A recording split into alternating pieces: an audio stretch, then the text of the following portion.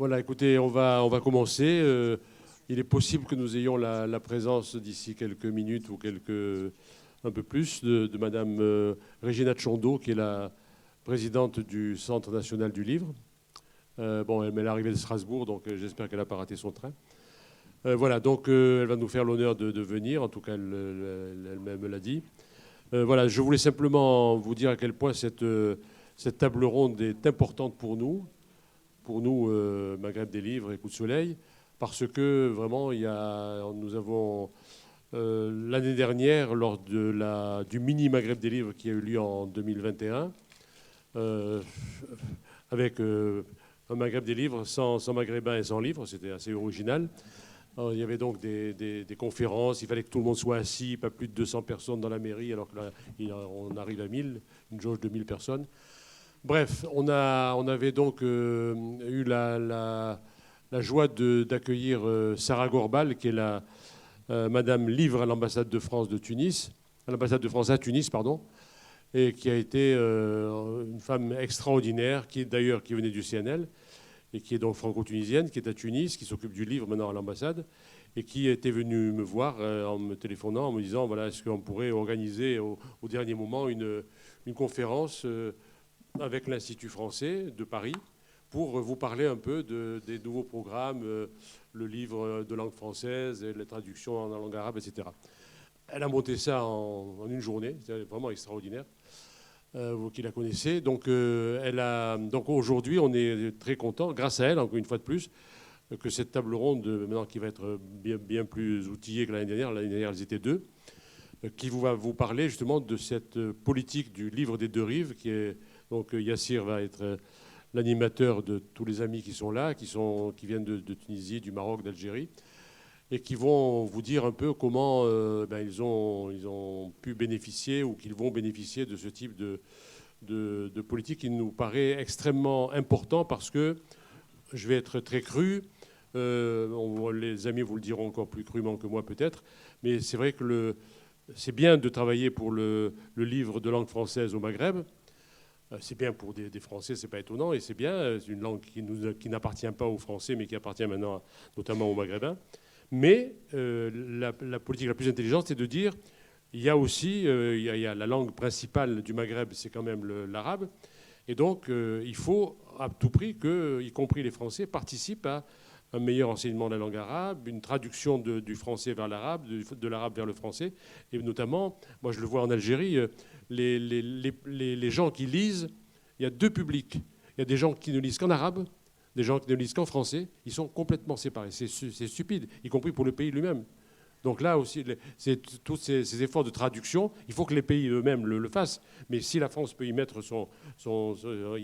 comment dirais-je, mettre aussi la main à la pâte, je pense que c'est une très bonne chose pour tout le monde. Voilà, j'étais un peu long, je voulais vraiment vous remercier et on va passer un très bon moment ensemble. Merci. Merci à Georges, merci à l'association évidemment Coup de Soleil qui anime chaque année ce Maghreb des livres. Bon, je me présente, je suis Yassir Gazim, je suis journaliste pour le Courrier de l'Atlas, qui est un mensuel. Voilà, je vous le montre, hein, je fais un peu d'autopromo. Donc on a traité de la question de la langue française cette année. Puis il y a des abonnements à 10 € là-haut. Donc voilà, comme ça, voilà, j'en profite, je fais un peu d'autopromo. Aujourd'hui, nous allons parler du livre, des éditions au Maghreb et en France, de la traduction, de la diffusion des livres au Maghreb. Et pour cette table ronde, on a un très joli panel avec plusieurs invités, une prédominance d'ailleurs féminine, c'est très bien. Emna, donc je vais commencer par Emna Belhaj Yahya. Donc vous venez de Tunis, vous êtes enseignante, philosophe et écrivaine tunisienne de langue française. Vous avez été diplômée d'études supérieures en philosophie à la Sorbonne et vous enseignez en Tunisie. Et vous êtes également membre de l'Académie tunisienne des sciences et des lettres et des arts. Et vous êtes enfin l'auteur d'un roman qui s'appelle En pays assoiffé aux éditions des femmes. Ensuite, Linda Nawel Tebani, bonjour. Donc, vous êtes professeure certifiée de l'école du Breuil à Paris. Vous êtes aussi docteur et chercheuse en lettres et musique. Vos travaux sont consacrés à l'algérianité littéraire et artistique. Votre premier roman, L'éloge de la perte, a été publié aux éditions Média Plus à Constantine, où vous êtes originaire. Et votre deuxième roman est Dis-moi ton nom, folie, aux éditions Frantz Fanon. Simona Gabrielli, bonjour. Vous êtes d'origine suisse et italienne. Vous êtes installée à Marseille. Vous êtes linguiste et islamologue passionné par les... Je vais trop vite. Pardon. Ah, d'accord. D'accord, attention. Donc vous êtes d'origine suisse et italienne, vous êtes installé à Marseille, vous êtes linguiste et une islamologue passionnée par les interactions entre les imaginaires méditerranéens, vous nous en direz plus. Vous avez également longtemps travaillé dans la réalisation de projets pédagogiques interculturels et vous êtes enfin la cofondatrice d'Alif Bata, qui s'est spécialisée dans l'édition et la traduction de bandes dessinées d'auteurs arabes en langue française. Enfin, Tahar Belmeftah, vous êtes professeur certifié de lettres du Collège Saint-Denis à Lyon. Vous êtes un spécialiste de l'enseignement de la traduction. Et enfin, vous êtes l'auteur de Adieu maman, redites-moi la vie, aux éditions Nirvana. Vous permettez, je rajoute Oui, bien sûr. un élément, parce que c'est important pour le débat. Oui. Je suis également enseignant à l'université Lyon 2 et Lyon 3, et particulièrement en littérature et traduction. Et j'ai 2 thèses de doctorat. Une thèse sur la littérature maghrébine de langue française, sur le mythe, la présence du mythe dans le roman, et une thèse en département d'arabe, en langue et littérature et civilisation arabe, sur Ibrahim el-Kouni, le grand écrivain touareg. Voilà, donc ça ajoute un petit peu... Une casquette de plus qui va évidemment nous intéresser aujourd'hui.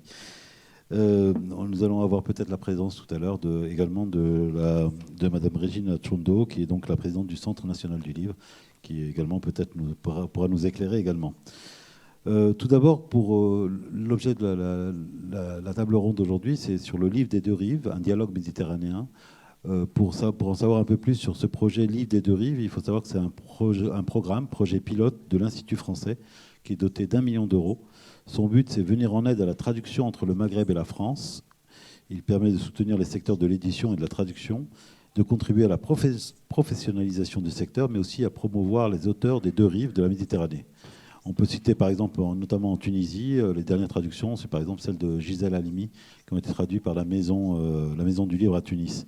Alors justement, tout d'abord, pour commencer tout de suite, est-ce que vous avez eu... Vous êtes passé par ce programme-là? Est-ce qu'il y a des gens qui ont utilisé ce programme-là, qui est Livre des deux rives, parmi les intervenants, les intervenantes? Et nous avons bénéficié du programme.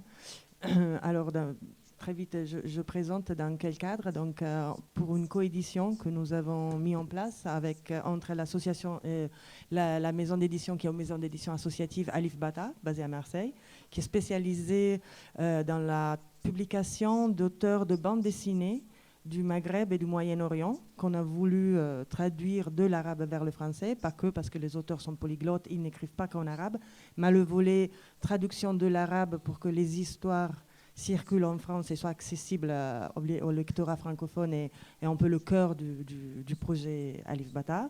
La langue arabe étant de toute manière quand même, je tiens à le souligner, la deuxième langue parlée en France, et n'ayant pas d'auteur de bande dessinée à l'époque traduit en France.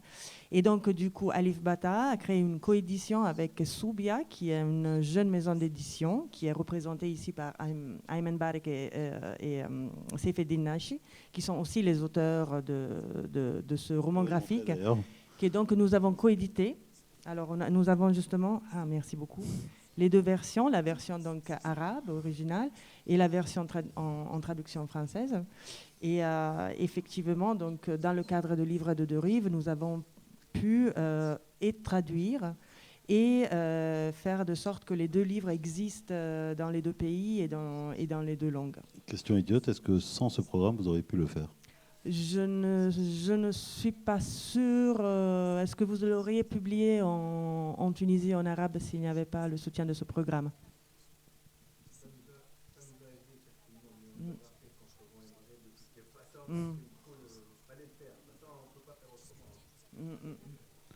Mais ça a sûrement aidé vraiment, et oui, et impulsé. On vous fera réagir tout à l'heure si ça vous embête pas pendant la partie de la conférence. Alors, si quelqu'un veut prendre la parole justement sur ce programme.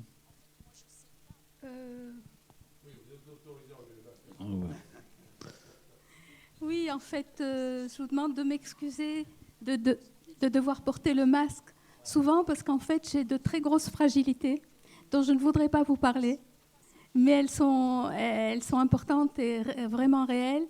Et j'ai fait un effort sur moi-même pour venir prendre l'avion et puis vous rencontrer parce que j'en avais envie et parce que je sais que ça me fera du bien et peut-être pourrais-je contribuer à ma façon de faire avancer les choses, mais bon, modestement. Mais donc là, je l'enlève pour pouvoir parler un peu, mais après, je serai vraiment obligée de le remettre. D'accord, y a pas de Merci souci. beaucoup. Merci Il n'y a pas de souci, si vous voulez le garder, il n'y a aucun problème. Mais je pense que si je le garde, vous ne m'entendrez pas. Je peux essayer. Essayons, faisons un essai. Je peux essayer. Et si jamais vous ne m'entendrez pas, je l'enlèverai, après je le remettrai. D'accord. Alors, Voilà, c'est parfait. ce programme-là dont vous parlez, moi personnellement, je n'en ai pas encore profité, mais il est fort possible que je puisse le faire dans la mesure où mon dernier livre, comme les autres, comme la plupart des autres, a été publié d'abord en France, ensuite en Tunisie, sans qu'il y ait ce qu'on pourrait appeler réellement une coédition.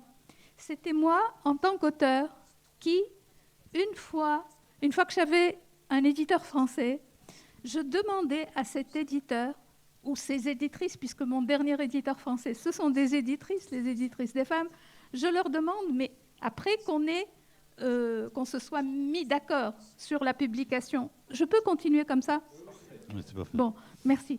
Donc, à chaque fois, j'ai obtenu de l'éditeur français son accord pour qu'il soit quasiment en même temps publié en Tunisie par un éditeur tunisien. Et ça, c'était formidable. Systématiquement, j'ai pu avoir, donc, j'ai pu voir mon livre fabriqué par un éditeur, je dis fabriqué parce que ce n'est pas le même objet, par l'éditeur français, et quelques jours ou quelques semaines après, l'éditeur tunisien m'a fait l'honneur et le plaisir de le publier en Tunisie pour les Tunisiens, ce qui rend le livre accessible en Tunisie, parce que sinon, les prix sont absolument, les prix en francs français, enfin en euros, pardon, sont tout à fait prohibitifs pour le public tunisien. Voilà, voilà. Donc là, mon expérience à moi personnelle, en fait, j'ai publié 6 ouvrages jusque-là, 5 romans et un essai. Ça a toujours été la même chose, sauf une fois où c'était un éditeur tunisien qui s'appelle Elisad et qui a cet avantage, lui, d'avoir de bons diffuseurs en France. Donc, c'est un éditeur tunisien, mais qui travaille également en France. Je crois ils ont des locaux, ils ont des diffuseurs, et en fait, là, je n'avais même pas besoin d'avoir 2 éditeurs. Mais sinon, c'était à chaque fois 2 éditeurs. Et à chaque fois, j'ai pu avoir cette chance quand même d'avoir un éditeur en France et puis que cet éditeur accepte. Tout à l'heure, j'essaierai de vous dire pourquoi j'ai essayé, dans une première démarche, j'essaye d'avoir un éditeur français. Bon, mais ce n'est pas notre sujet là. Donc, j'ai mon éditeur français, j'ai mon éditeur tunisien.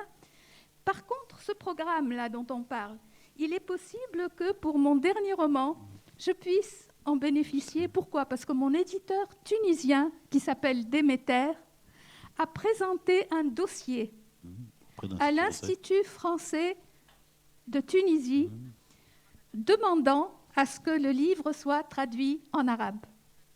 Et là, il n'a pas encore reçu de réponse. D'accord. Je pense que d'ici, je ne sais pas, quelques semaines, il en aura une. Elle risque d'être positive comme elle risque d'être négative, parce que il y a une sorte, enfin mon éditeur m'a expliqué qu'il y a une sorte de test.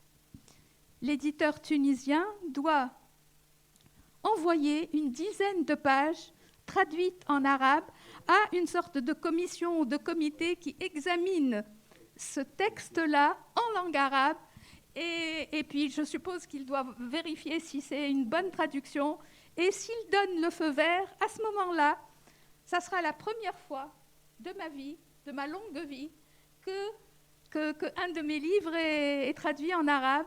Et ça sera pour moi un grand plaisir. Et je suppose, peut-être que je me trompe, mais je suppose qu'il risque d'avoir des lecteurs en Tunisie et en France. Bien sûr. Parce que, comme vous le disiez tout à l'heure, la langue arabe est quand même présente en France. Justement, Merci. Setar, vous voulez peut-être vous exprimer justement sur ce sujet?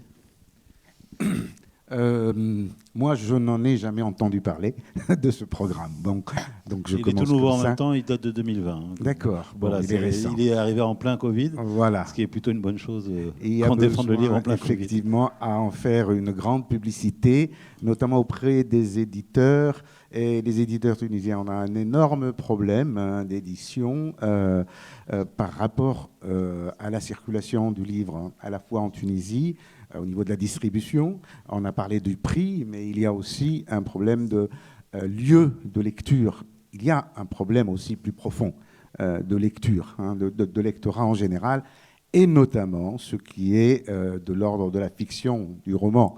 Je dirais tout à l'heure que pourtant, c'est le genre de texte qui peut réellement créer un échange intérieur au lecteur, qu'il soit de ce côté-ci de la Méditerranée ou de l'autre côté.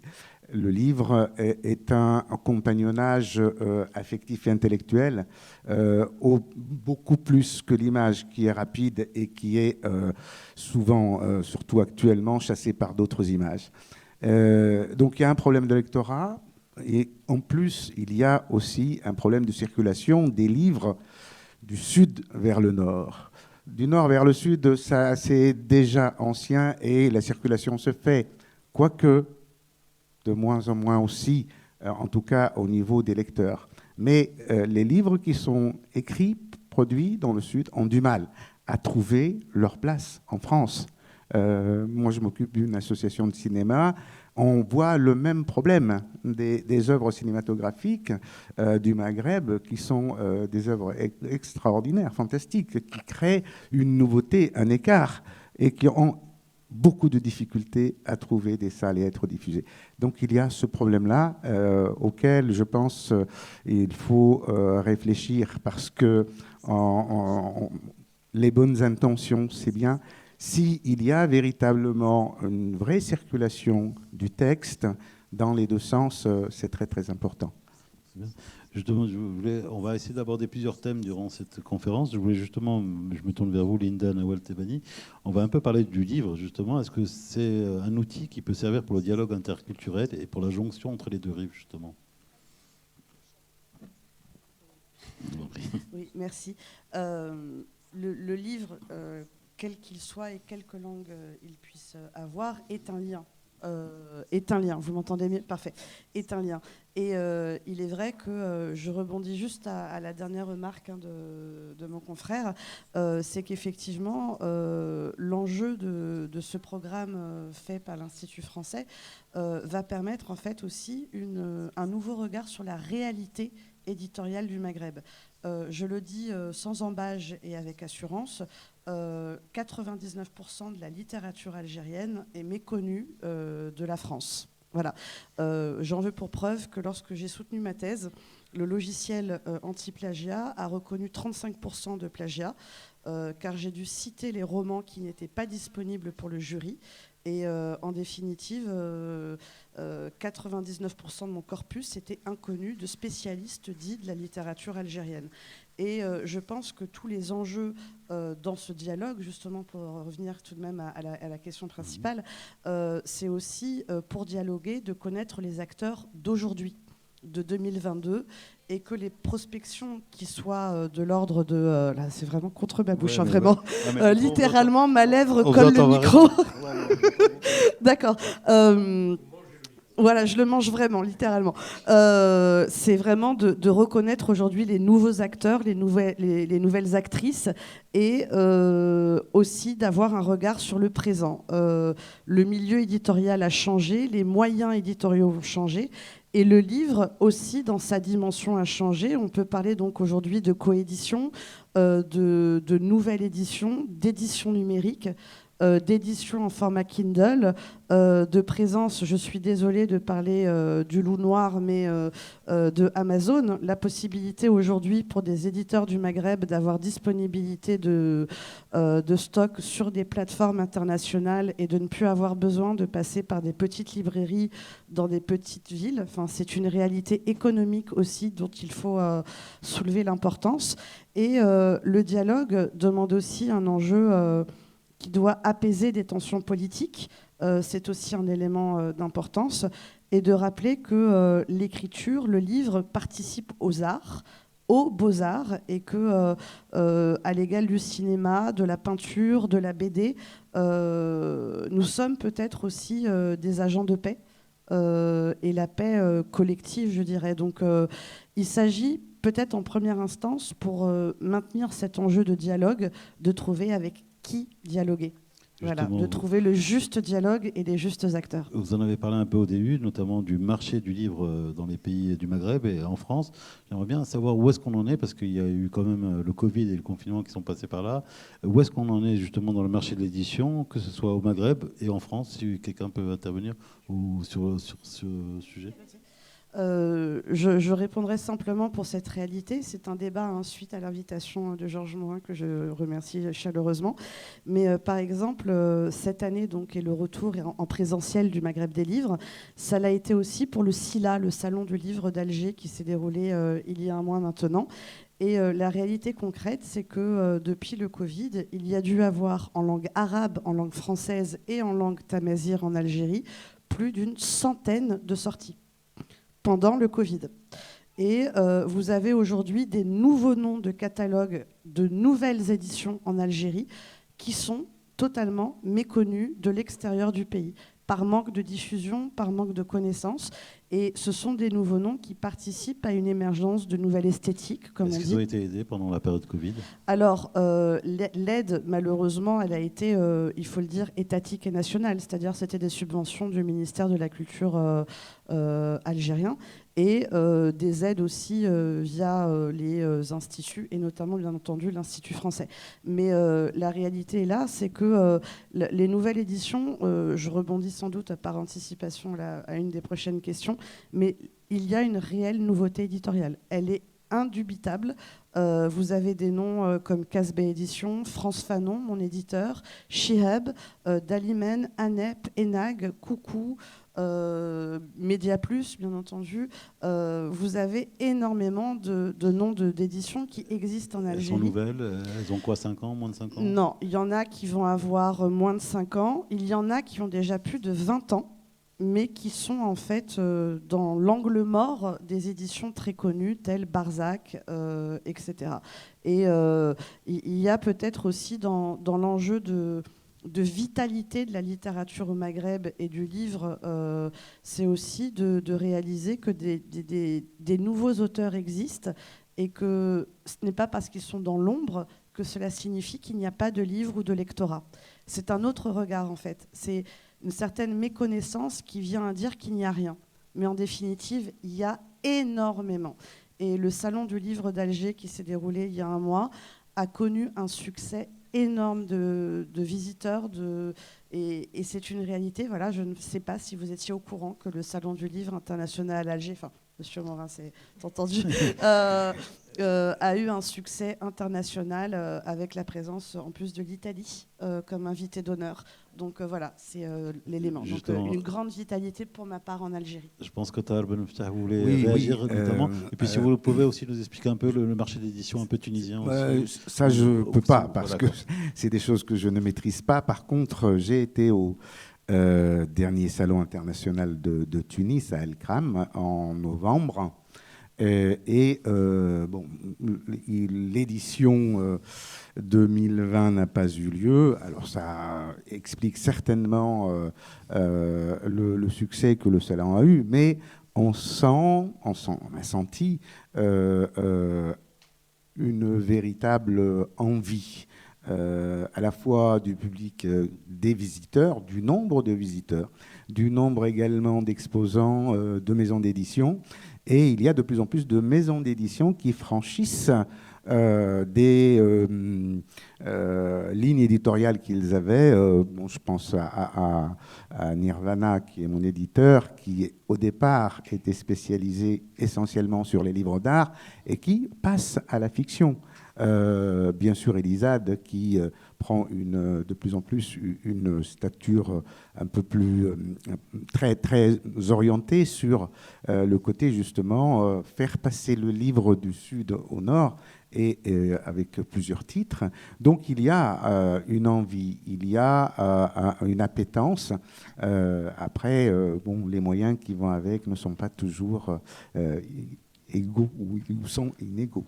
Voilà. Justement, sur la France, parce que il faut aussi des éditeurs en France, comment vous avez vécu cette période de confinement, de Covid? Est-ce que vous avez été aidé, justement? Mais ici en France, les éditeurs et tous les acteurs de la chaîne du livre ont été aidés. Et les éditeurs et aussi les libraires et les auteurs aussi, hein, au niveau étatique.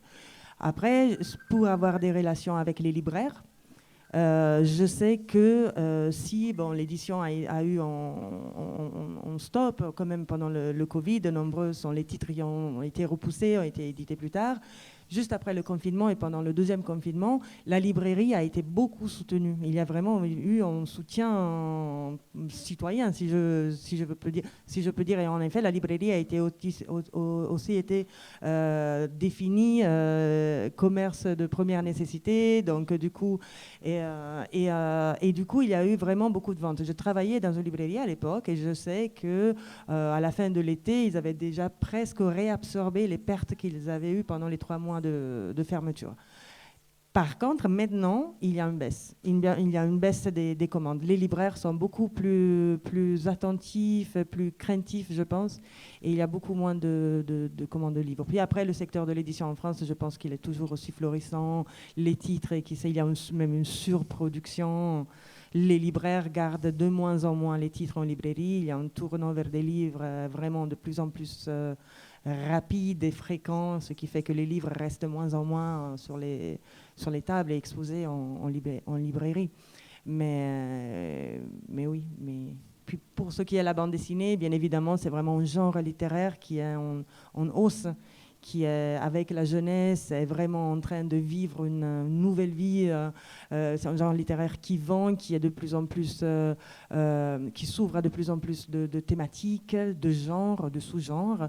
Il y a des grandes maisons d'édition qui ouvrent leurs branches, leur collection bande dessinée. Donc c'est vraiment, et c'est aussi, si je peux effectivement citer, parmi les nouvelles, vous dites qu'il y a des nouveaux acteurs au sud de la Méditerranée qu'on connaît peu, et je pense que ça, c'est vraiment dû aux difficultés de la diffusion internationale, mais aussi diffusion à l'intérieur de chaque pays. Parce que je pense que la diffusion, c'est vraiment le maillon faible du monde du livre dans tout le Maghreb. Je participe en ce moment à une masterclass sur l'édition au Maroc, aussi organisée par l'Institut français au Maroc. Et j'ai participé à plusieurs sessions. Du coup, j'ai connu beaucoup d'éditeurs au Maroc. Et vraiment, la diffusion s'avère être la chaîne la plus faible. Et donc, du coup, ça veut dire que même les éditeurs locaux ne sont pas en librairie.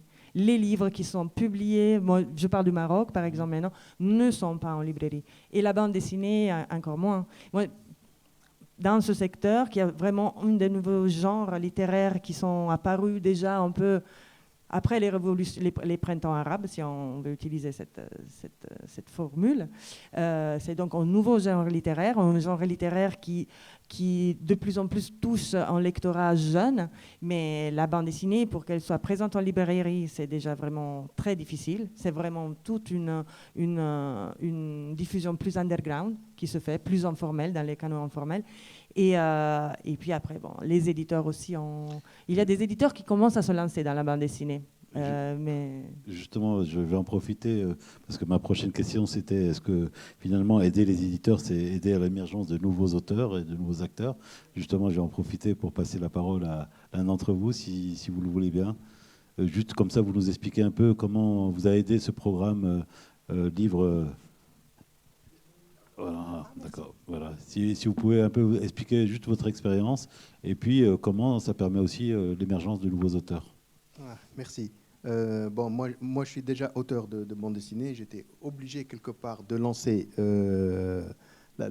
l'édition parce qu'au fait, la BD en Tunisie, il n'y a pas d'éditeur spécialisé en BD en Tunisie. C'est vraiment très différent.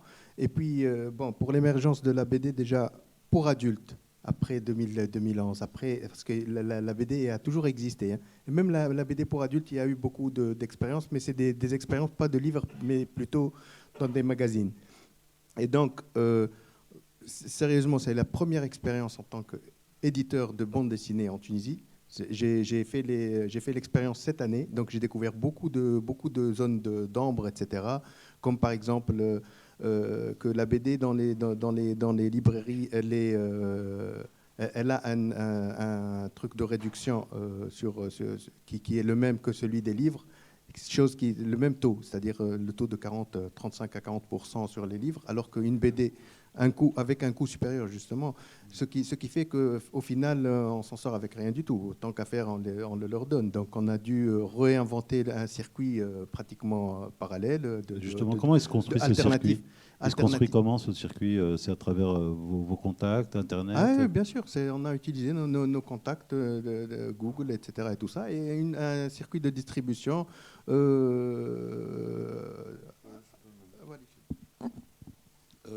Je vais expliquer la méthode avec laquelle on distribue actuellement.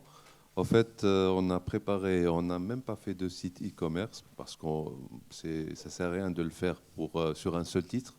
Donc, c'est un formulaire Google, donc Google Form, là où tu passes commande.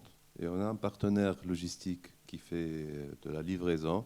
Tu passes commande et tu reçois ton livre à domicile. Donc c'est beaucoup plus simple, surtout qu'il y a de moins en moins de Tunisiens qui se déplacent en librairie. Il n'y en a pas beaucoup. Donc c'est super pratique du moins pour notre lectorat. Voilà. Merci beaucoup pour ces témoignages. On va peut-être justement parler des éditeurs. Comment vous choisissez alors justement ces jeunes auteurs qui sont foisons finalement au Maghreb finalement? Voilà. J'ai eu la chance de les connaître un peu personnellement parce que justement pour voir ce qui existait, j'ai dû bouger de ville en ville, de festival en festival, et j'ai donc eu la chance de connaître de nombreux auteurs qui se regroupent autour de collectifs et qui publient donc des magazines dans lesquels il y a donc des récits courts, et il y a peu d'auteurs qui commencent, après des longues années d'expérience collective autour de récits visuels donc courts, qui commencent à travailler sur un album personnel, donc une histoire en récit long format. Et moi, c'est surtout ça qui m'intéresse déjà. Et disons que je pense qu'il y a des conditions de création très difficiles, justement, vu qu'il y a peu d'éditeurs qui se lancent dans la bande dessinée, qui sont prêts à tout simplement produire les auteurs, les payer en avaloir, en droit d'auteur. Ça aussi, le paiement de droits d'auteur, je pense que c'est une question très fragile au Maghreb. Mais donc, du coup... Peut-être que vous voudrez réagir tout à l'heure, peut-être sur les droits d'auteur, je pense. Oui, volontiers. Mais donc, du coup, moi, ce qui m'intéresse, c'est vraiment des histoires qui puissent aussi raconter, qui donnent un regard sur les sociétés contemporaines. C'est ça, parce que c'est ça que j'ai envie de publier ici en France. C'est vraiment des auteurs qui racontent leurs histoires pour qu'on puisse découvrir des histoires à travers un point de vue de personnes qui vivent dans une situation qui casse nos points de vue européens, eurocentrés. À chaque fois, on reproduit toujours les mêmes schémas, les mêmes stéréotypes. Et justement, c'est pour ça que je pensais important d'écouter des voix qui viennent d'autres parts du monde. Justement, comment on fait pour grossir ce marché de l'édition? Est-ce que ça passe forcément par la traduction? Ça passe par la promotion de la langue française aussi, sachant que dans beaucoup de pays, justement, cette langue française est en train de reculer. Est-ce que ça passe peut-être par un autre vecteur, comme l'a dit Georges, peut-être par la langue arabe également?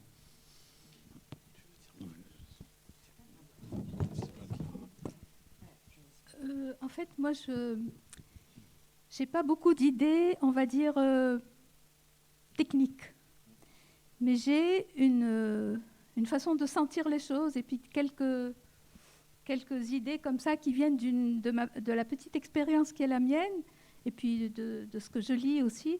J'ai comme le sentiment qu'il y a maintenant, il y a un petit frémissement du côté de la traduction, et je trouve que c'est excellent. La traduction, c'est quelque chose d'essentiel, à mon avis.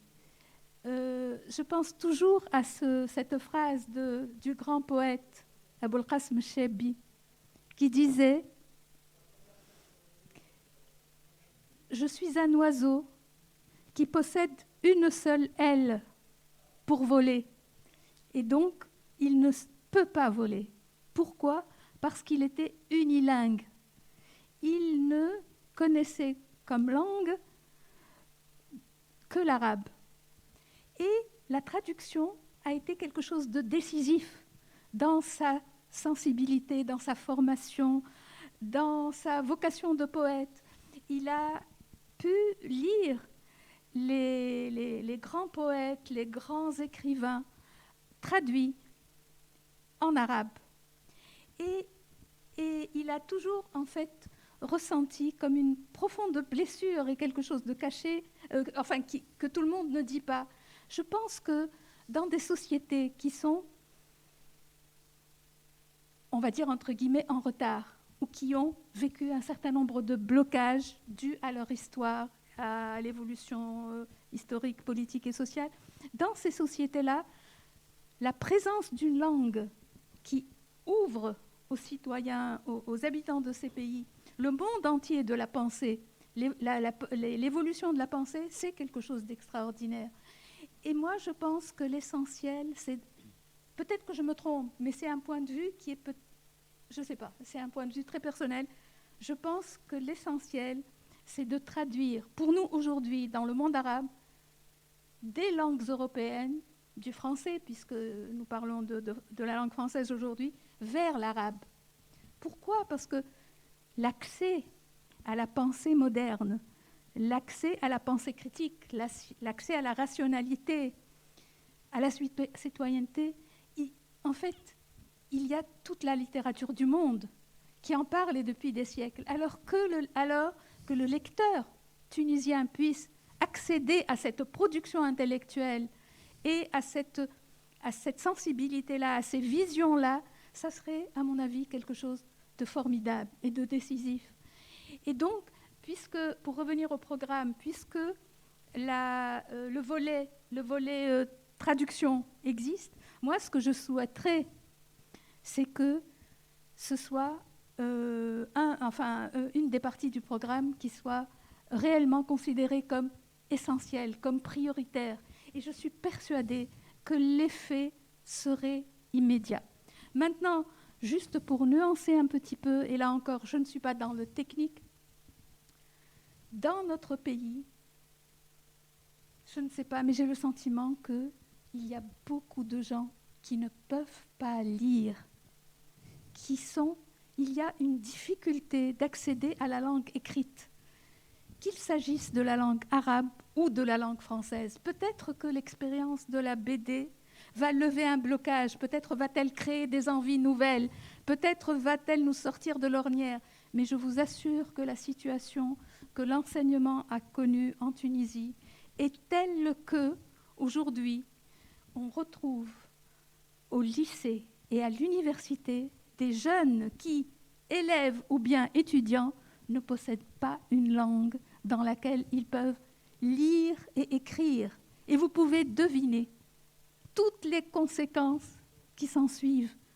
Et là, on n'a pas besoin de faire de dessin. Bien sûr. Et donc, la traduction, c'est essentiel. Et en même temps, inventer quelque chose, réfléchir à ce qui pourrait élever un petit peu le niveau de maîtrise des langues chez les jeunes et chez les moins jeunes. Je pense que là, beaucoup de problèmes trouveraient leur solution. Très bien. Je vais juste, avant de passer la parole à Linda, je voulais juste revenir sur la traduction. Est-ce qu'aujourd'hui, le métier de traducteur est un métier pas assez valorisé ? Est-ce qu'il est assez payé ? Est-ce que justement ça bloque ici ou aussi au Maghreb également ? En fait, là aussi, je ne peux pas vous répondre sur l'aspect concret, technique. Je ne suis pas spécialiste. Mais il est évident que je rejoins complètement Emna par rapport au constat qu'elle fait sur la difficulté de trouver un lectorat public pour les œuvres, qu'elles soient de fiction ou d'idées ou de réflexion. Maintenant, j'ai l'impression que ce n'est pas nouveau. Je veux dire, dans nos pays du Maghreb, le problème de la lecture, de la fréquentation du livre est très ancien.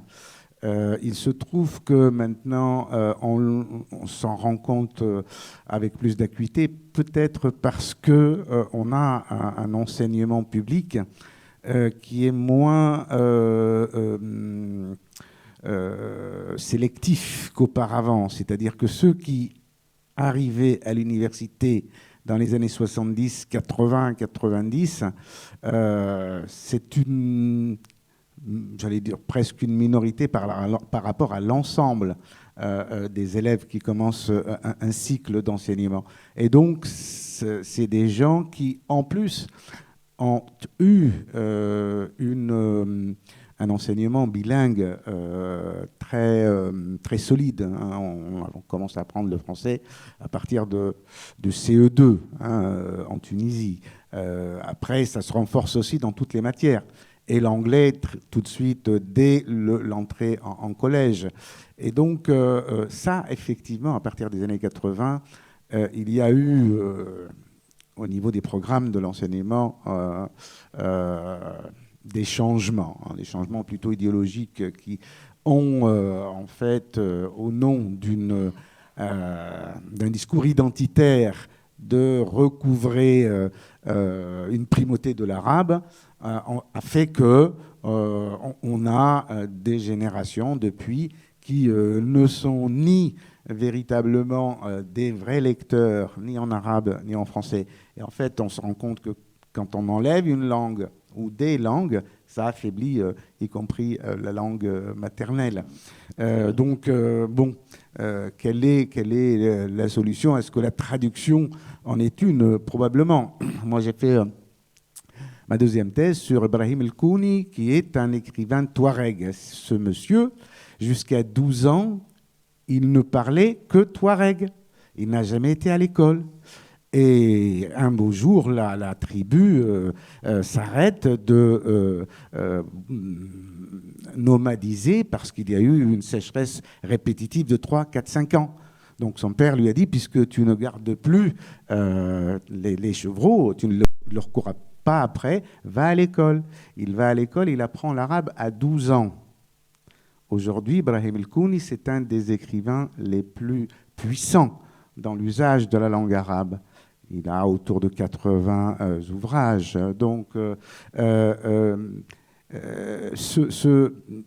cette idée que dans une autre langue, puisque l'arabe n'est pas sa langue maternelle, on puisse s'épanouir, je crois que c'est important. Par exemple, pour les écrivains maghrébins de langue française, bon, on ne leur fait plus tellement maintenant le procès d'écrire dans une langue. Quoique bon, de temps en temps, on le ressort. Mais bon, depuis que Albert Memmi a été démenti par l'histoire, vous savez que Memmi disait le français ne sera plus utilisé comme langue littéraire, en tout cas au Maghreb, après les indépendances. Puisque, voilà, on passe à une autre langue. En fait, c'est presque l'inverse qui s'est produit. Hein. Donc, moi, je pense que c'est très important, cet apport plurilingue pour développer le lectorat et la fréquentation du livre. Justement, Linda Noël voulait réagir par rapport à cette histoire de traduction et également cette problématique linguistique. Tout à fait. Alors, je mange le micro. C'est-à-dire que là, c'est à la fois la chercheure et la romancière qui va parler. La chercheure vous dira qu'il existe, je parle pour l'Algérie, des figures assez importantes qui sont des auteurs bilingues. Vous avez notamment Amin Zawi et Mohamed Sari, qui ont écrit à la fois en arabe et en français. La particularité de Mohamed Sari, c'est qu'il est à la fois professeur universitaire à la fac d'Alger, la fac centrale, de traduction, et il a traduit dans toutes ses œuvres, il a traduit Genette, il a traduit le structuralisme russe, et il a traduit aussi, c'était devenu un peu sa spécialité, les auteurs dits de langue française de l'époque coloniale, d'accord, Mohamed Dib, Asia Djebar, etc. Il y a une tradition, et pardonnez-moi pour l'oubli, Amin Zaoui était l'ancien directeur de la Bibliothèque nationale algérienne. Voilà, et parfaitement bilingue. Il y a une réelle politique éditoriale de traduction du français vers l'arabe en Algérie de la part d'éditions dites indépendantes avec subvention du ministère de la Culture. Il y a tout un travail assez particulier, c'est-à-dire que pour chaque édition, le ministère, donc l'État, achète toujours une partie en fait des livres édités. C'est un système économique propre à l'Algérie dont je ne pouvais vous raconter les détails, mais c'est-à-dire qu'il y a vraiment subvention étatique et vous avez de nombreux auteurs algériens qui possèdent aujourd'hui leur œuvre éditée en Algérie en langue française dans des rééditions, mais surtout dans leur traduction. Aujourd'hui, il existe Yasmina Khadra, Boualem Sansal, Salim Bachi en langue arabe en Algérie, de manière concrète. Le deuxième élément sur lequel je voulais rebondir, là c'est la romancière qui parle, notamment de mon éditeur, et les éditions France Fanon par Amal Ngachen et Sarah Slimani.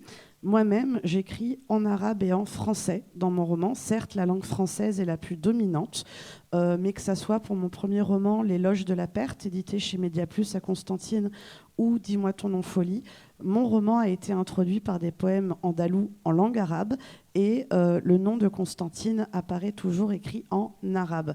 Et il existe de plus en plus une écriture en Algérie dite automatique où la langue arabe va apparaître dans la graphie même du texte, c'est-à-dire soit en écriture latine, soit en lettres cursives arabes. Et le troisième élément, c'est aussi la chercheure et la romancière qui parlent. J'aurais un regard peut-être plus nuancé, et cette fois-ci dans la dièse. Il n'y a pas que des bémols, il y a aussi des fois des dièses nécessaires à dire en public. J'ai la chance, c'est un honneur pour moi, de collaborer avec des universités en Algérie, que ce soit pour faire des séminaires, des cours, rencontrer des étudiants. J'ai la chance et surtout l'insigne honneur d'avoir été dans des mémoires de soutenance, de thèse et de master pour mes romans. Et il y a des lecteurs bilingues, trilingues en Algérie de la jeune génération. La jeune génération est friande, la jeune génération est gourmande, a une appétence extraordinaire et des fois des réflexions, je peux vous assurer, qui peuvent vous faire rougir de la pertinence qu'ils peuvent apporter et des éléments qu'ils donnent à leurs travaux. La réalité même des travaux universitaires est telle que la question linguistique ne se pose même plus. Il m'est arrivé, c'est une anecdote que je donne, lors d'un séminaire de plusieurs jours à l'université de Ain Timushent.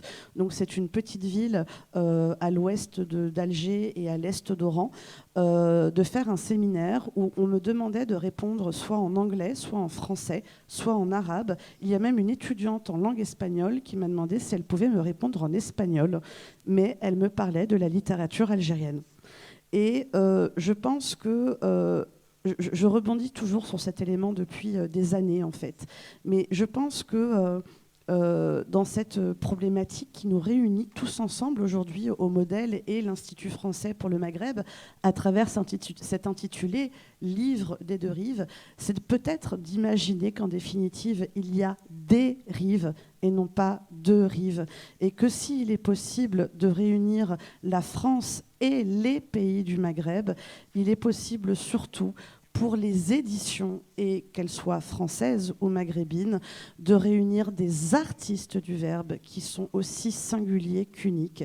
Et j'aime toujours citer ma phrase fétiche de Michel Foucault, « Les universaux n'existent pas, seuls existent des singularités ». Et je pense que le meilleur dialogue possible à faire dans la littérature, c'est de se départir en définitive des binarités noir-blanc, français-arabe. Et le meilleur exemple que j'aimerais donner, c'est un ouvrage, le premier en tant que tel en Algérie, écrit totalement en arabe dialectal, qui a été publié par mon éditeur, qui s'appelle Fahla. Il a été publié en arabe cursif et en écriture latine. Et je pense que la traduction va participer en fait à ces petits ponts, à ces passerelles qui demandent justement de sortir, nous, chercheurs, écrivains, lecteurs, de nos habitudes et de laisser peut-être émerger de nouvelles expressions artistiques. En l'occurrence, on a une défenseuse extraordinaire de la BD. Moi, je suis vraiment pour l'art verbal dans sa globalité, mais peut-être tout simplement dans cette réalité que la traduction demande aussi, avant de lui imposer le sens, langue cible, langue source, langue inessée, langue hypocée, c'est de dire tout simplement qu'il n'y a pas de sens, il n'y a pas de langue arabe et de langue française.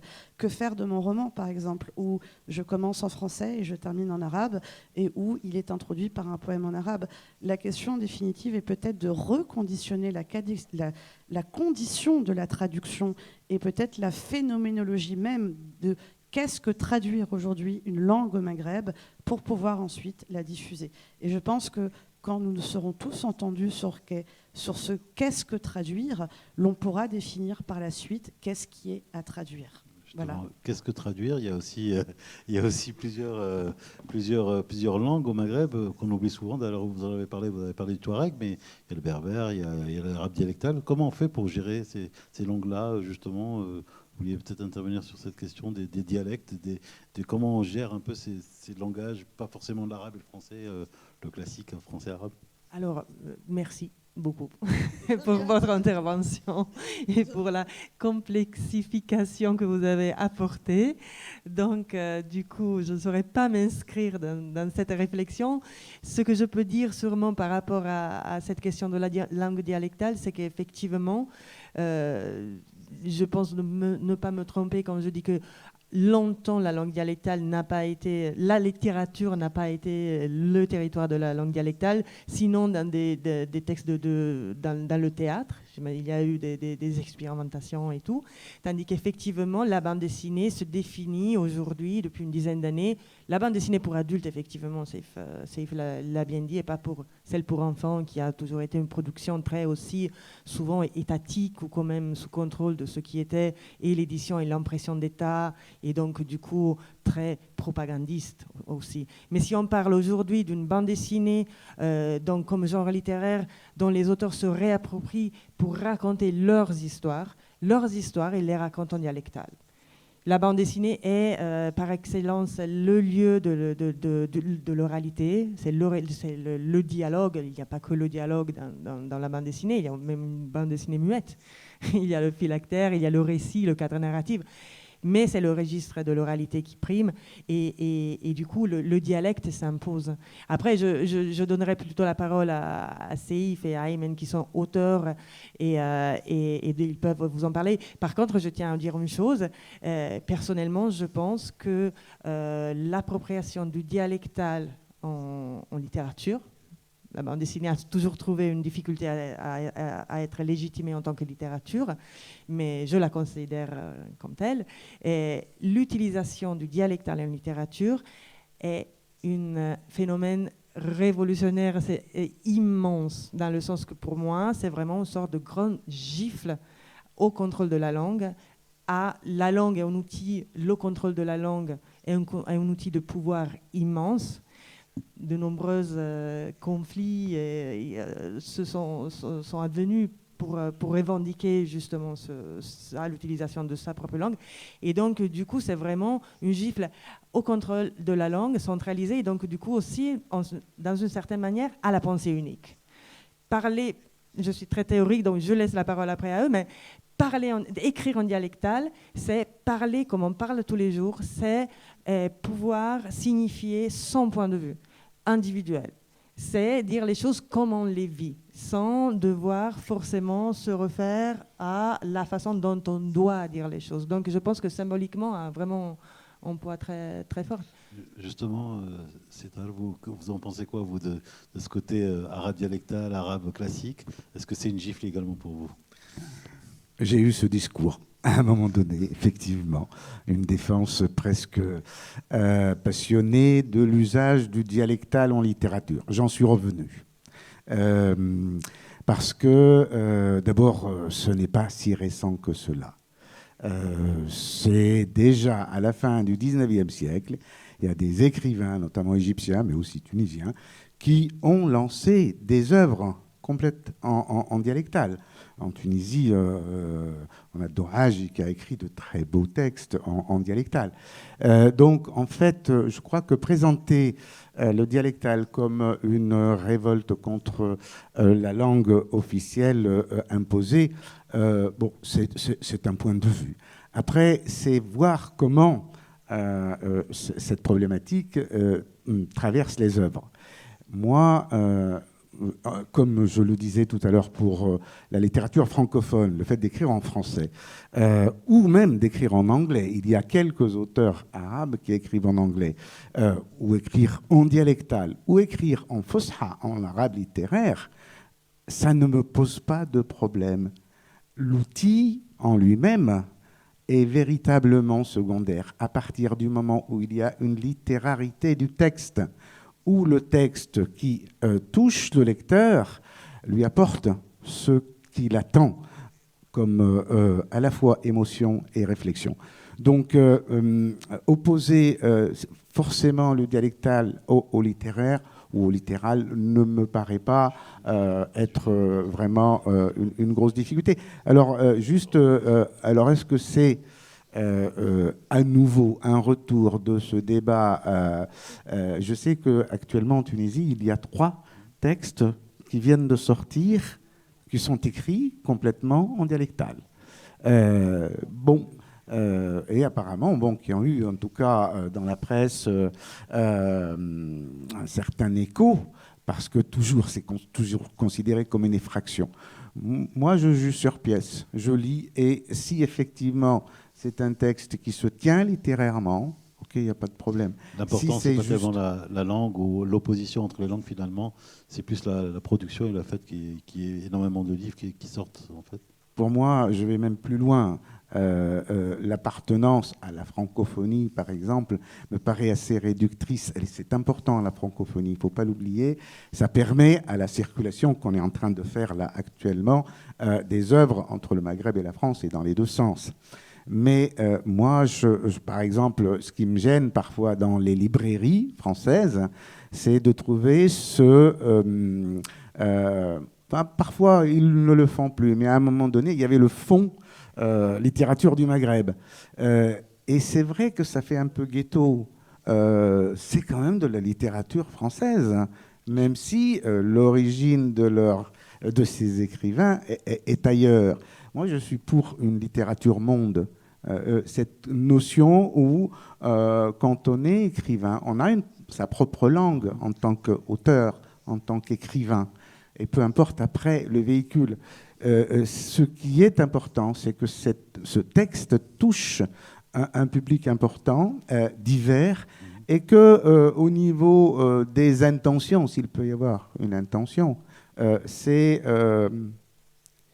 oui, toucher ce qu'il y a de plus humain, l'humanitude du lecteur, et partager une expérience unique à un moment précis, le moment de la lecture, parce que c'est très important, le lecteur, dans le processus de la création, puisque c'est lui-même qui réinterprète le texte, hein, sans revenir à Joss et à la théorie de la réception. C'est très important. Justement, je voulais parler des lecteurs, et notamment avec Mme Emna Belhadji Yahya. Je voulais vous demander par rapport à quand vous écrivez pour quel public? Un public tunisien, un public, de suite vous pensez public international, public français, public francophone?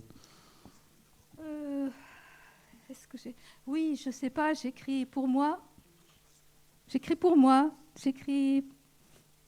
mes amis, j'écris parce que je ne peux pas faire autrement qu'écrire. Mais le public, alors c'est sur le tas que je me rends compte, c'est un public tunisien, maghrébin, français, puisque je publie aussi en France, les deux rives, c'est vrai que le livre est un moyen de dialoguer entre les deux rives.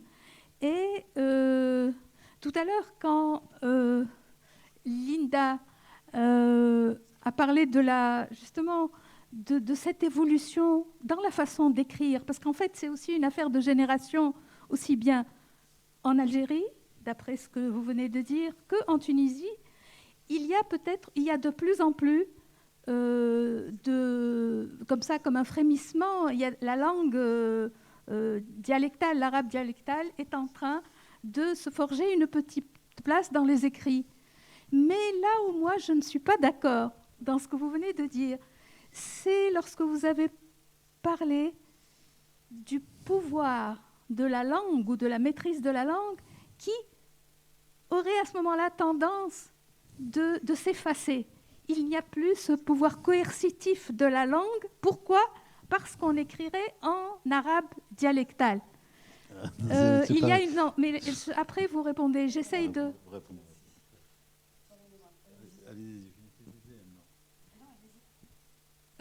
Voilà. En fait, il y a peut-être une certaine aisance dans la pratique de la langue dialectale, parce que c'est la langue du vécu, c'est la langue du quotidien, c'est la langue de ceux qui n'ont pas eu forcément accès à l'école. Et pouvoir écrire dans cette langue-là, c'est sans doute un acquis. Mais là où, moi, je pense que la maîtrise classique des langues classiques, c'est-à-dire de l'arabe ou du français, est fondamentale, est essentielle. Et sans cette maîtrise-là, il n'y a pas, à mon avis, de connaissance possible de l'humain. Il n'y a pas de dialogue entre les hommes. Il n'y a pas d'accès à l'écrit. Et on ne peut pas écrire si on n'accède pas aux grandes œuvres de toutes les langues. Et c'est là que la traduction est essentielle. Si on veut écrire un livre en dialectal tunisien, ce livre peut être extraordinaire, peut avoir un intérêt fabuleux. Et d'ailleurs, j'essaierai de retrouver le titre de cet ouvrage qui est sorti en langue essentiellement dialectale, parce que c'est entre le dialectal et le littéraire, qui est sorti il y a 1 an ou 2, écrit par une jeune universitaire tunisienne, enseignante de littérature arabe. C'est un livre qui a eu beaucoup de succès et c'est un livre extraordinaire. Mais il est écrit en dialectal essentiellement. Et il est peut-être accessible à plus de monde, je dis bien peut-être. Mais s'il est...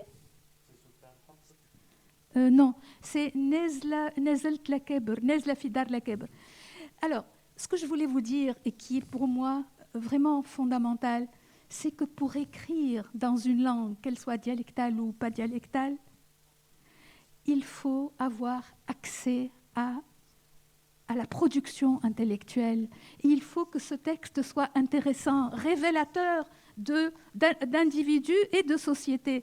Donc il n'y a pas de guerre du classique et du dialectal. C'est ridicule de penser qu'il y a une guerre possible entre les langues. Il y a de nouveaux territoires qui sont conquis progressivement avec chaque auteur. Et chaque auteur invente sa langue. Il me semble que la langue d'un écrivain, c'est d'abord quelque chose de personnel. Et il sera d'autant plus fort dans le maniement de sa langue à lui qu'il aura maîtrisé d'autres langues et qu'il aura eu accès. Et c'est pour ça que c'est quand même un privilège de pouvoir lire. Et c'est pour ça que je disais la traduction tout à l'heure, c'est important. C'est parce que ça ouvre des horizons et ça permet d'être encore plus fort dans le dialectal dans lequel on est fort. Et quand on écrit, je crois qu'on n'écrit jamais dans sa langue maternelle, même si c'est le dialectal. Écrire, c'est déjà dépasser la langue maternelle pour créer, même dans le dialectal, et pourquoi pas, une langue à soi, et pour s'adresser à quelqu'un d'autre. Ou ça Mahni, j'ai été peut-être... Non, pas du tout. Justement, donc, je vais passer la parole à Linda, parce que je pense qu'il y a une confusion. Oui. Vous l'avez enlevé, je vous remercie infiniment. En aucune façon, je n'ai mis en place une guerre entre la langue arabe classique et la langue dialectale, et je n'ai fait que cette référence à l'arabe dialectal pour ce roman Fehla, pour montrer que peut-être la question de la traduction n'est plus une question entre le français et l'arabe, et que l'aide, notamment des livres des deux rives que pouvait apporter la politique de l'Institut français, était dans ses créations. Je recontextualise mon propos, qui est bien un propos algérien en Algérie par rapport à la question de la diffusion française et de l'aide en Algérie. Et par ailleurs, pour la question de la langue dialectale, il ne faut pas oublier que la poésie en langue dialectale en Algérie existe depuis le Moyen-Âge. Et vous avez pour moi les poètes de chant andalous tels Ben Triki, Ben Salha, bien entendu Sidi Boumedienne, qui certes ont travaillé dans des diwan qui aujourd'hui encore se passent tels des trésors. La question de la littérature ne se cantonne pas, bien entendu, à des romans, et la littérature se fait aussi au pluriel, je pense pour Constantine, au dialecte constantinois hébraïque, pour les chants de Shabbat, qui participent là à un patrimoine immatériel qui dépasse les frontières et qui sont aujourd'hui partout dans le monde. Donc on pourrait ouvrir à chaque dialecte et même à chaque rue le sujet n'étant pas là. Et bien entendu, cette question de la langue d'écriture, je rebondis avec, vous avez dit langue de soi, je me permets de rendre hommage à Assia Djebar, qui avait joué de ce jeu de mots la langue de soi, avec la langue de soi propre à soi, et dans l'introduction de L'amour, la fantasia, qui, pardonne-moi maman, mettait en avant la langue paternelle par rapport à la langue maternelle. Et il y a, je pense, je ne dirais pas des pincettes à mettre en place, mais c'est toujours là le problème de l'échange et du débat. Et en définitive, que nommons-nous ? Quels éléments avons-nous en partage pour pouvoir par la suite nommer les choses avec lesquelles nous allons travailler. Et je pense que c'est peut-être ici l'enjeu le plus important, c'est que je vous rejoins, mais non pas à 1000%, s'il était possible de dire à 1 milliard de %, sur cette relation bien entendu intimiste que l'on crée à soi dans l'écriture et qui devient mondiale, cette question de créolisation et de l'insularité d'Édouard Glissant par rapport à l'idée de cette insularité qui devient le tout monde. Ce sont bien entendu des enjeux qui sont là depuis 2000, depuis 2010.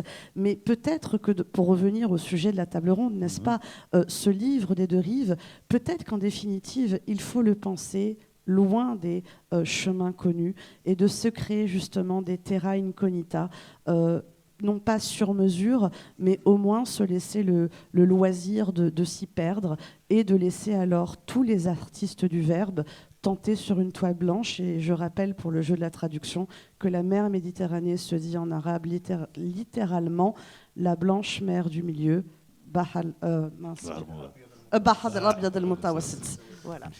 Je voulais justement me mettre un peu au milieu cette fois-ci et me dire que, je ne sais pas, en Corse par exemple, et me demander comment on pourrait fonctionner sur cette histoire de la coédition. Est-ce que finalement la coédition, c'est ça l'avenir de l'édition ? Vous avez un peu évoqué, Madame Emna Belhaj Yahya, le fait que c'est vous-même qui faisiez un peu ce travail de passerelle et de pont entre les deux. Je voulais savoir un peu comment ça se passait justement cette histoire de la coédition, et je ne sais pas qui veut intervenir, peut-être Simona. La coédition permet effectivement de pallier, de faire face à un certain nombre de questions un peu irrésolues, justement, qu'on a déjà citées ici. Et je pense que c'est vraiment un dispositif, mais extrêmement intéressant, parce que ça permet justement au livre d'exister dans plusieurs pays, et donc du coup d'avoir un livre qui soit accessible au niveau de prix,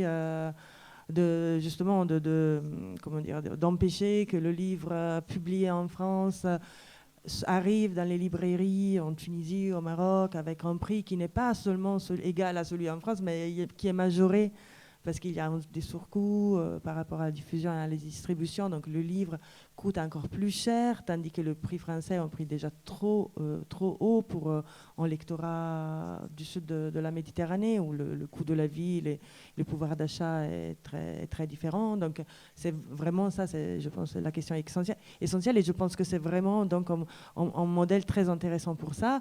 Après, il y a pour moi à nouveau mon point de vue très personnel, c'est que je pense que ce qui qui est intéressant, c'est le fait que, à nouveau, on essaye d'échapper à la logique que le livre existe avant en France et qui puis de France, il repart dans les pays d'origine où les auteurs ont écrit, ont réalisé le travail. Et pour moi, ça, c'est très important, de faire de sorte que, justement, autant le livre, je suis ravie de le publier ici parce que, mine de rien, à nouveau, j'ai une puissance de frappe plus grosse parce que j'ai des diffuseurs qui diffusent dans tout le monde, au niveau du monde francophone. Donc, du coup, le livre peut vraiment circuler. Surtout, malheureusement, la langue arabe est très peu apprise, enseignée, et donc, du coup, connue par les éditeurs pour que les éditeurs puissent découvrir un livre en langue arabe et vouloir le traduire, par exemple. Moi, je sais que quand je publie un livre en français traduit, une BD, un livre en français traduit de l'arabe, cela permet à des éditeurs italiens, espagnols, anglais de le connaître et puis après d'avoir envie de le traduire dans d'autres. Il y a des droits de cession. C'est une sorte de porte d'entrée, alors, le français, finalement. Du coup, c'est indéniablement une porte d'entrée, surtout une porte de sortie. mais par contre, je suis ravie de savoir que le livre n'existe pas parce qu'il existe en France. C'est fondamental qu'il puisse exister dans les marchés, dans les territoires où il a été conçu, pour que les auteurs puissent exister, pour que le travail puisse être valorisé, pour que la lecture s'installe, pour plein de choses. Et j'ai une question, si je peux me permettre. Est-ce que vous pensez, pour rebondir sur cette question du dialectal, est-ce que vous pensez que, par exemple, le dialectal, en adhérant profondément à votre discours, au vôtre et tout cela, mais vous pensez que le dialectal peut amener à un plus grand accès au livre-objet? Par exemple, vous disiez avant du fait que le livre, on lit moins, par exemple. Vous pensez que l'utilisation du dialectal pourrait être en moyenne pour attirer plus de gens vers la lecture? Je peux me permettre de poser une question? Bien sûr. Je l'ai fait. C'est le principe. C'est à l'italienne, c'est parfait.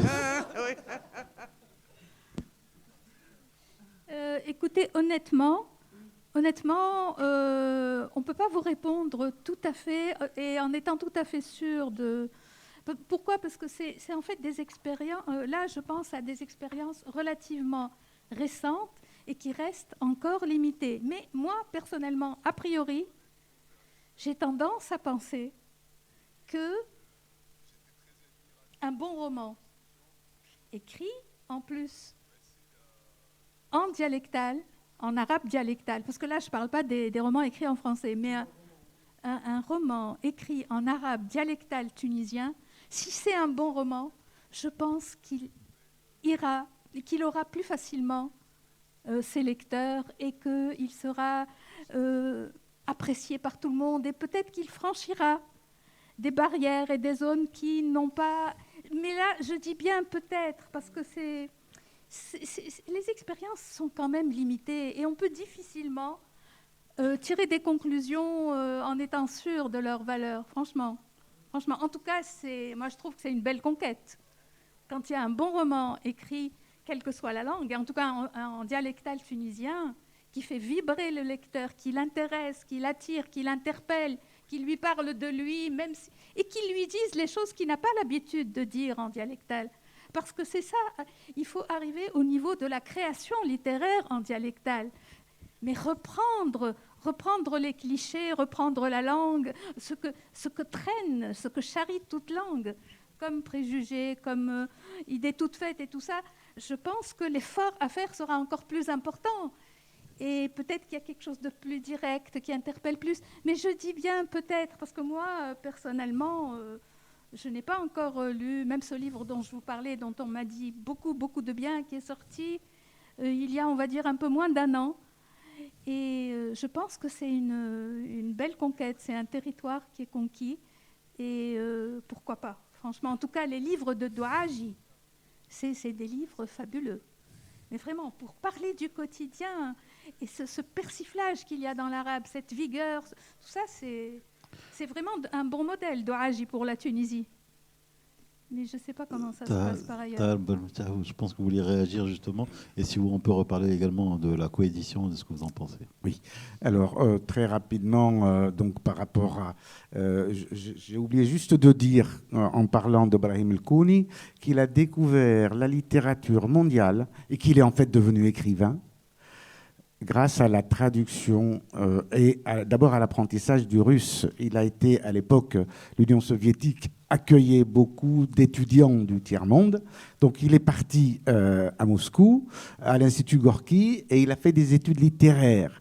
Et c'est les traductions en russe de la littérature américaine, française, anglaise, occidentale, qui lui a permis d'ouvrir une porte en tant que non seulement lecteur, mais après pratiquant de la littérature. Donc, comme quoi la traduction peut ouvrir ce type de sensibilité.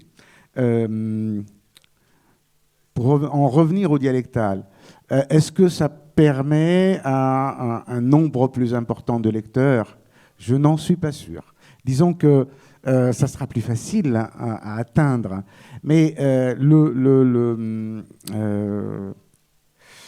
compagnonnage d'un livre, quel qu'il soit, moi je pense que même la bande dessinée, c'est une démarche en fait. C'est un type aussi de consommation, d'achat, de pas qu'on fait vers un texte, quelle que soit sa forme.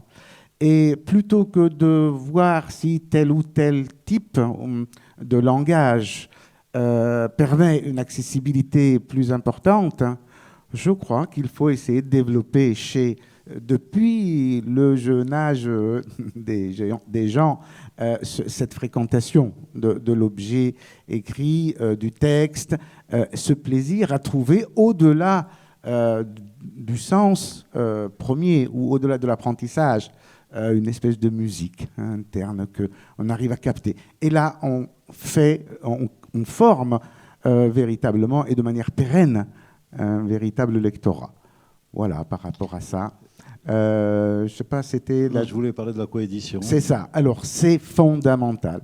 Moi, j'ai eu la chance ce roman a été édité en Tunisie, mais je peux dire, en présence de mon éditeur, que c'est moi qui ai fait toute la promotion de mon livre. C'est-à-dire que c'est moi qui suis allé dans les universités, parce que j'avais des amis qui me connaissaient. « Ah, tu as fait un bouquin, tu peux venir nous en parler. » Donc, je me suis déplacé dans des radios aussi, après. Ici, en France, il y a 15 jours, j'étais à l'université de Bordeaux-Montaigne, parce qu'il y a une amie qui m'a invité. Ici, pareil, c'est grâce à Coup de Soleil que je suis ici. En fait, l'auteur au Maghreb doit tout faire. Il doit écrire, il doit aussi penser à la couverture, au résumé à mettre et à faire sa promotion. Et c'est très difficile que ce livre arrive jusqu'en France et soit circule, d'où l'importance de la coédition. Or, j'en ai parlé à mon éditeur. Et il m'a dit, trouve-moi un éditeur. Moi, je suis prêt à signer. Mais il n'arrive pas à trouver des éditeurs. Ça bloque où, à votre avis? Ici, en France. En France. C'est en France qu'il y a une véritable difficulté de coédition. Les éditeurs français, en fait, comme un éditeur, c'est quelqu'un qui fait un métier. Et au-delà de la littérature, il a besoin de gagner sa vie, et un peu plus que gagner sa vie. Et donc, il va miser sur des valeurs sûres, entre guillemets, des gens vendables, bankable. Et c'est un éditeur comme ça qui viendrait avec un auteur à découvrir, ça ne passe pas. C'est très, très, très, très difficile. Et je crois que là, il y a quelque chose à faire par le type d'institution, là, c'est l'intervention des institutions qui permettra de casser ce frein, qui est un frein du marché, quoi, en fait. Tout à l'heure, vous avez beaucoup parlé de la diffusion du livre. Vous avez parlé également des universités qui sont des très, très grands pourvoyeurs. Je voulais qu'on revienne juste avec vous, Linda Nawaltebani, sur justement cette question du rôle des universités, du milieu universitaire, de l'écosystème quelque part un peu de la littérature. Est-ce que ça aide? Est-ce que justement ils ne sont pas assez aidés? Qu'est-ce qui se passe à ce niveau-là? Alors, la réalité universitaire, toujours, je contextualise l'Algérie et la France pour mon expérience et mon expertise. Je suis désolée de ne pouvoir parler du Maroc et de la Tunisie. C'est que tous les enjeux de coédition, de collaboration, de travail à plusieurs mains existent depuis des années. D'accord ? Depuis les années 90 déjà, les comités scientifiques de colloques, de conférences sont franco-algériens. Il existe en Algérie des laboratoires tels l'AFEF qui collaborent entre l'Algérie et la France. Et d'une manière académique pure, il existe en Algérie ce qu'on appelle l'EDAF, l'école doctorale algéro-française. Vous devez savoir, donc c'est un détail pour lequel ça reste très personnel, donc je ne rentrerai pas là-dedans, mais les étudiants algériens doivent passer par le département de langue française pour étudier la littérature algérienne. Passons l'aporie et le hiatus. Et de facto, ils doivent avoir dans le doctorat un directeur ou une directrice algérienne et un directeur, une directrice français. Et c'est tout un travail assez particulier. Donc en fait, le milieu universitaire, je dirais, est en avance peut-être de 10 à 20 ans sur la réalité éditoriale en Algérie. Puisque collaboration scientifique, c'est collaboration de laboratoire et de facto de subvention. Nous parlons aujourd'hui sous l'égide de l'Institut français. Les laboratoires travaillent sous l'égide de l'AUF, l'Association universitaire francophone, de l'OIF, d'autant plus que la position politique, il faut des fois mettre les termes, je rappelle que la nomination est toujours le nœud du problème, l'Algérie n'est pas officiellement membre de l'OIF. C'est l'un des rares pays le plus francophone au monde qui n'est pas membre de l'OIF. Bouteflika, à l'époque, c'était, il me semble, en 2005, avait participé en tant qu'invité au congrès de Beyrouth, mais l'Algérie ne participe pas aux éléments politiques, style, pour la métaphore, conseil de l'OIF. Donc, oui. Elle est membre oui, c'est ce que je veux dire. Elle est comme au Conseil de sécurité à l'ONU. Elle est là, mais elle est invitée. Elle sait tout, mais elle fait rien. Voilà. Mais l'idée, c'est que voilà, il y a un réel paradoxe entre la réalité académique, d'autant plus que vous avez des laboratoires, mais en Algérie, c'est comme si je vous disais que des fois, des laboratoires équivalents en taille et en population, les laboratoires de Dijon ou d'Angers avec plus de subventions que la fac d'Alger. Au niveau de taille, au niveau de nombre d'étudiants et au niveau de masse volumétrique, de diffusion, etc. Aujourd'hui, il y a une réalité aussi au niveau de l'université. Alger n'est plus le logocentre de l'Algérie. De facto, les relations algéro-françaises se déplacent. Constantine, l'université Mentori qui a l'honneur d'être à l'affiche du modèle cette année, l'université de Tlemcen, l'université d'Oran, le CRASC, le centre de recherche d'anthropologie sociale et culturelle qui est l'équivalent un peu du CNRS algérien. Vous avez de plus en plus, qui se trouve à Oran, pardonnez-moi, je mets le détail géographique. Donc, vous avez une réalité universitaire qui va donc participer aussi à la diffusion des auteurs lors des colloques, à la présentation d'une nouveauté littéraire, d'une nouveauté d'édition, d'autant plus que les éditeurs aujourd'hui sont friands d'éditions d'essais, essais historiques, essais littéraires, essais sociologiques. Nous avons, en cette année du 60e anniversaire de la guerre de libération de l'Algérie, énormément d'éditions d'essais historiques qui participent à de la coédition universitaire. Nous avons Madame Areski qui a fait son travail sur l'armée algérienne aux presses universitaires de la Sorbonne, qui a été réédité en Algérie, ou coédité, pardonnez-moi sur la justesse du terme, mais qui est présente en édition algérienne. Vous avez Barzac, qui a réédité maintenant les travaux de notre consoeur Madame Rahal, qui est devenue directrice d'un centre historique au CNRS. Et là, l'enjeu aussi est de grande importance, c'est qu'on parle depuis tout à l'heure du roman, de la fiction, et on parle de la BD, mais quid aussi de ces enjeux académiques qui viennent d'une manière arbitraire, formaliste, tous les termes les plus négatifs qu'on peut accoler à la recherche universitaire, j'en ai l'habitude. Mais l'enjeu, c'est que cette réalité d'une édition universitaire se voit à l'égal de la fiction, coéditée et travaillée en échange. Et la collaboration est tellement lisible que maintenant, vous allez avoir des coéditions, je parle toujours pour l'Algérie, entre l'Algérie et le Japon, qui vont participer à la suite de colloques à des éditions japonaises de romans algériens. Vous avez récemment, c'était il me semble, bon récemment, ça me fait longtemps quand même déjà, en 2005, j'avais rencontré une consoeur norvégienne qui traduisait Kamel Daoud en norvégien suite à un colloque où elle avait participé en tant que spécialiste de la littérature en langue française dans sa participation au colloque, mais où elle avait souhaité traduire les auteurs algériens en norvégien. Donc oui, et là je le dis avec force, l'académie, l'académisme a son rôle à jouer dans le dialogue entre les rives, car il existe déjà. Peut-être a-t-il besoin de plus de reconnaissance, surtout qu'il participe à la vitalité des éditeurs, à la réalité des auteurs, et que c'est un travail de longue haleine. Monter un colloque, monter un ouvrage collectif est un travail de 1 voire 2 ans et qui est surtout international. Un ouvrage collectif va réunir des personnes non plus des 2 rives de la Méditerranée, mais de tous les continents. Et là, peut-être que c'est encore plus extraordinaire de déplacer la question mondiale à la plénarité. Alors c'est une très belle conclusion. Je vais en profiter pour voir s'il y a des questions dans la salle. Est-ce qu'il y a des questions déjà ? Vous poussez pas, hein ? Bon. Voilà, en quelle langue ? Tout dépend. Même en dialectal, ça sera... Voilà. Ouais. En berbère, on va se débrouiller.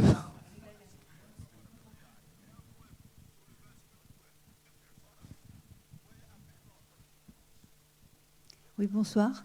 Je voulais revenir sur le dialectal en Tunisie, hein, parce que moi, je veux parler de la Tunisie. Là, je participe à une association qui s'appelle Derja en Tunisie, et où on veut valoriser Derja, où on veut valoriser l'arabe dialectal. Et en fait, je me rends compte que la question du dialectal, pour la Tunisie du moins, est une question politique. C'est-à-dire qu'il y a une concurrence entre l'arabe littéral, l'arabe classique, disons, et l'arabe dialectal, qui est en fait la langue maternelle du tunisien, qui est la langue de tous les jours. Quand on s'exprime en dialectal et on ne va pas chez l'épicier en parlant du littéral. Enfin, et donc le tunisien s'est approprié cette langue, et il y a beaucoup de gêne, disons, par rapport à l'arabe littéral qui lui est enseigné à l'école et qui fait partie des textes officiels et même des discours. Quand on voit le discours du président de la République, il le fait dans un arabe excessivement pur. Et là, on se demande si quel est le pourcentage de Tunisiens qui peuvent comprendre ce qu'il dit. Voilà, c'est quand même un problème. Alors, moi, j'assistais à une séance de cette association où il y a eu un véritable pugilat, vraiment physique, hein, entre des tenants du dialectal et des tenants du classique. Et en disant, enfin, leur argument, c'était que, alors, pour les tenants du dialectal, ils disaient que le littéral est une langue qui nous a été imposée par des conquérants qui ne sont pas originaires du pays, parce qu'en fait, dans ce dialectal, on trouve des ascendances phéniciennes, berbères, etc., etc. Et pour les autres, ils disent que c'est un arabe corrompu, parce qu'en fait, dans ce dialectal, il y a de tout. Hein. Il y a du maltais, il y a de l'italien, du sicilien, il y a du corse, il y a du génois, il y a un peu de tout. Voilà. Donc c'est pour ça que je dis qu'en fait, on a vraiment l'impression qu'on a affaire à un débat politique entre ces 2 langues. Voilà. Vous voulez répondre ? Oui. C'est pour ça que je disais tout à l'heure que c'est un combat d'arrière-garde. C'est une thématique absurde et complètement improductive. Très vite, en fait, c'est la vieille querelle des anciens et des modernes. Et en fait, les anciens et les modernes, on est toujours l'ancien de quelqu'un et le moderne de l'autre. Et c'est véritablement, cette opposition est complètement stupide. Vous savez quelle est la catastrophe qui est tombée sur la tête des Tunisiens au lendemain de la première révolution. On a même parlé de Jasmin. C'est cette question du retour de l'identité, ces discours d'identité meurtrière, comme si on n'avait que ça à faire, comme si on n'avait pas un pays à reconstruire après 23 ans de dictature abominable et de libéralisme sauvage qui a appauvri les gens et qui les a empêchés de vivre littéralement. Et voilà qu'on nous a balancé ce discours de l'identité, comme si les Tunisiens ne savent pas qui ils sont, comme si aujourd'hui encore, quand on pose ce type de débat, comme si les Tunisiens, au quotidien, ne parlaient que la darija. Effectivement, les Tunisiens parlent la darija. C'est leur langue. Il n'y a pas à revendiquer la darija.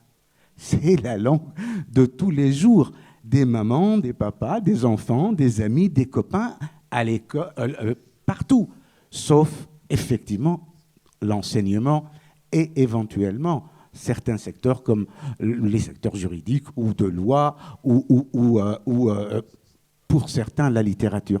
Mais bon sang, mais c'est la même chose qui se passe en France. Je veux dire qu'il y a des langages régionaux, il y a des mots, il y a des concepts, pas des concepts, des dialectes en France aussi. Vous prenez du basque, vous prenez du breton, on a parlé de ces langues régionales, mais c'est très bien qu'elles vivent. Mais il y a, me semble-t-il, un référent qui permet aussi d'avoir un espace dans lequel il y a une citoyenneté. Parce que l'arabe, tel qu'il est utilisé aussi, c'est un outil de citoyenneté, de bagarre pour avoir des droits. Et ça, c'est pour moi l'essentiel. Il y a comme aussi un relan de retour avec la darija des langues berbères, par exemple en Tunisie. La révolution a permis cela, mais c'est une excellente chose qu'on reconnaisse cette diversité culturelle-là qui fait la citoyenneté tunisienne, au-delà des particularismes. Après, c'est au niveau de l'usage. Moi, je n'ai rien contre. À partir du moment où il n'y a pas un usage démagogique de la darija en disant oui, c'est la seule langue qui doit exister parce que c'est celle des Tunisiens, et dans tous les domaines, y compris dans la littérature. À partir du moment où un texte est bien écrit, encore une fois, où il y a une dimension esthétique, qu'elle soit en darija ou en français ou dans une autre langue, elle trouvera un lecteur, et un lecteur qui va trouver aussi son compte en ayant fait cet effort-là. Merci beaucoup. Avant de conclure, je vais peut-être vous laisser chacun d'entre vous dire un mot de conclusion si vous le souhaitez. Il y avait peut-être une autre question, peut-être ? Sinon, je voulais juste avoir une petite intervention de Georges Morin sur le rôle des salons, parce qu'on n'en parle pas assez, des salons nationaux et les salons internationaux, sur la promotion des livres sur ce propos. Si tu veux peut-être intervenir ou nous dire juste 2 mots. Non ? Quelqu'un là-dessus, peut-être ? Non ? Bon. T'en as parlé, d'accord. Bon, bah écoutez, alors... Bon, bah super, super. Vous voulez dire un mot de conclusion, quelqu'un ? Vive la littérature, vive les 2 rives, voilà. Et puis vive le dialogue méditerranéen, je pense que ça sera la meilleure conclusion. Merci en tout cas à vous, merci d'être là au Maghreb des livres. Voilà, et puis n'oubliez pas, 10 €, c'est juste là-haut. Merci à vous, au revoir.